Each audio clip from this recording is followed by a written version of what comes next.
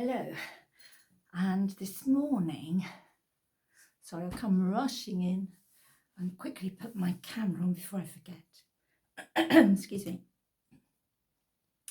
I started the paintings off in the last video, and you might have seen that. I don't know.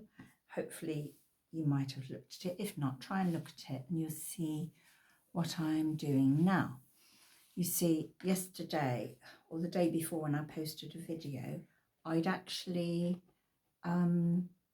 started to work into this one, the shell one, shell and water, with a fine liner. Well, actually it was a Pro, I've got the name of it, Pro, just a minute, put them away, a minute, let's have a look. These pens that I've got, Pro markers. I don't know why I couldn't remember that, but there, in the drawer they go, because I'm trying to keep tidy as I'm working. So I've cleared the table, and I've what I've got out this morning is my big pot of gesso.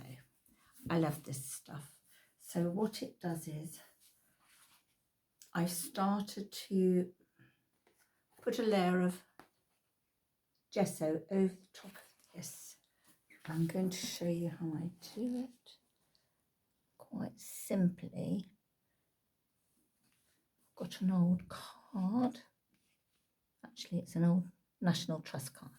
I've literally got some paint, well actually gesso, and I've just scraped it over the surface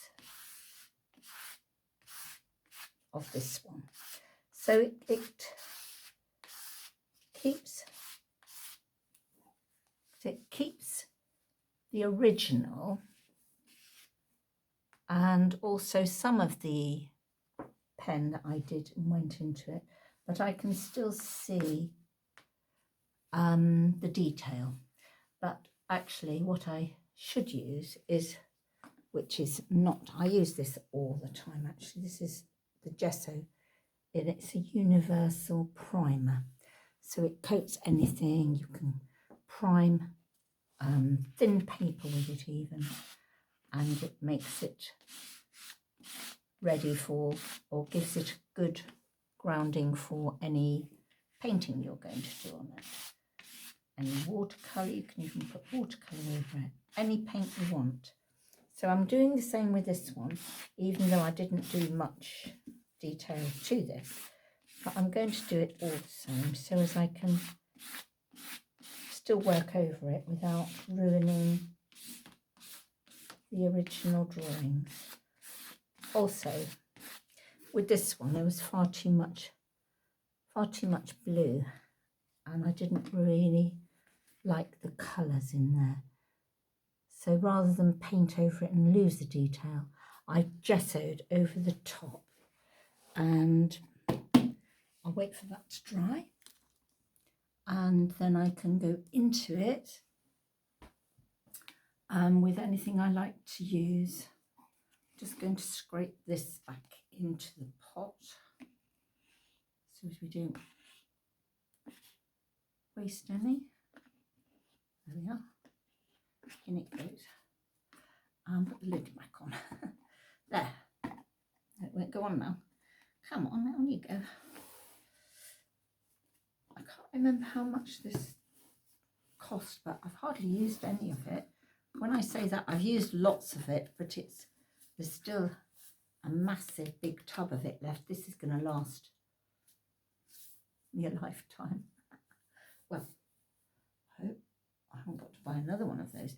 What I might buy is a small part of transparent, so it's not so, if you can see this, it is quite opaque actually, but I don't mind that because there's still a lot in there that I can use. I haven't covered it, it's not covered all up, and I did put it on quite thinly and scraped it off again. So the same with that one. I'm going to wait for those to dry.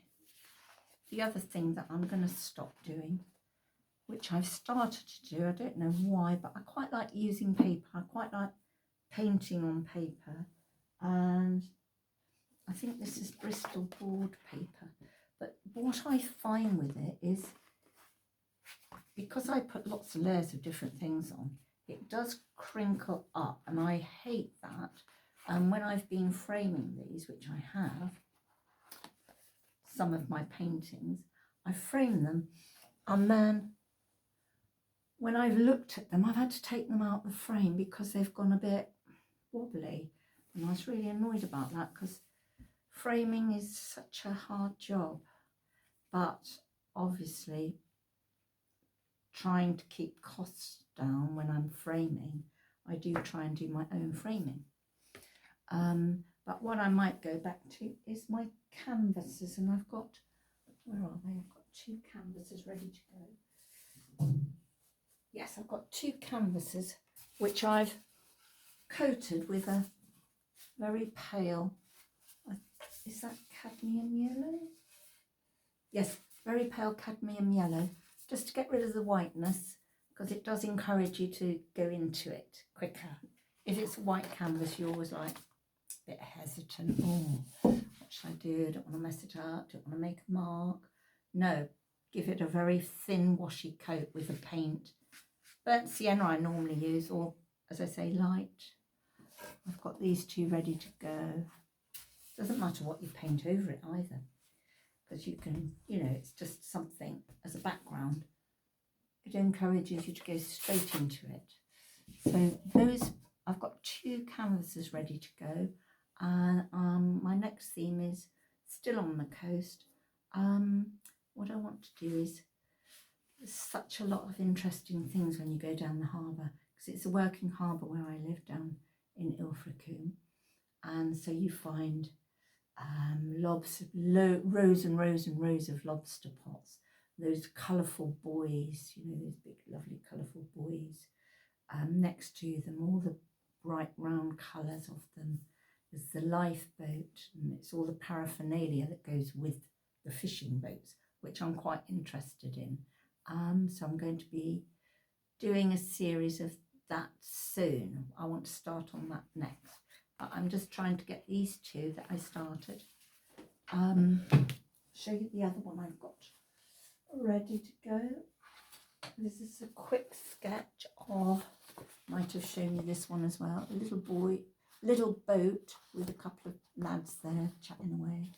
So I want to go into that and try and finish this one.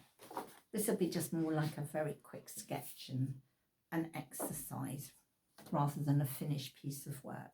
But hopefully those will go onto the canvases.